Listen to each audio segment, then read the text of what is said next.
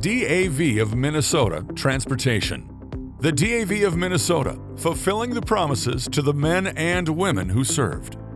One of the key deliverables that DAV of Minnesota completes is transportation. We started our program in World War II, transporting veterans, and that need has only increased with Agent Orange exposure, with Vietnam veterans, and all of the PTSD issues that today's veterans deal with.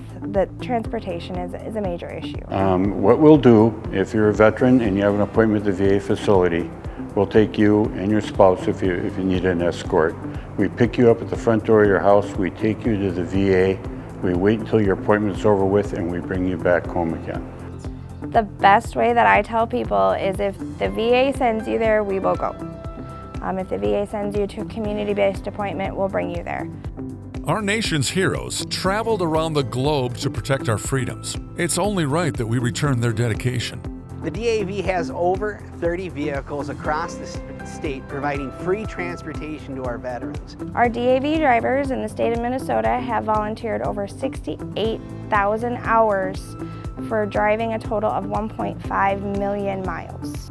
You know, it takes you a long, long time to get from Rochester to Bemidji. And we've got veterans throughout the state, over 300,000 veterans.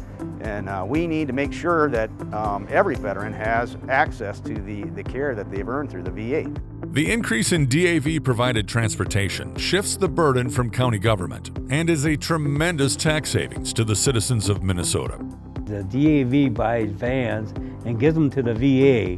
The VA takes care of the gas and maintenance, and we provide all volunteer drivers. They're all volunteer drivers in the state of Minnesota to drive those vans.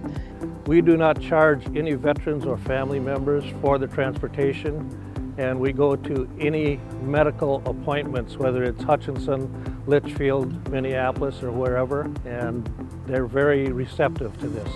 Iraq and Afghanistan veterans, I've noticed a lot, they don't like the VA yet. They're not comfortable with the VA.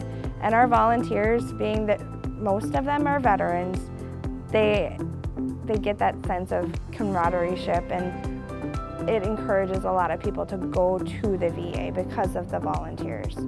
With the addition of vans and transportation routes, there is always a need for volunteer drivers. Our volunteers and our staff go above and beyond to get people where they need to go. We have a lot of veterans that are elderly now that can't drive to Minneapolis or St. Cloud or wherever they need to go to see their doctors, and there is a big need, and we need drivers to do that. And I feel once you start driving, you're not going to quit until you can't do it anymore. You don't have to be a DAV member to take advantage of it. All you do is be a veteran and call the VA and schedule the ride. Visit davmn.org.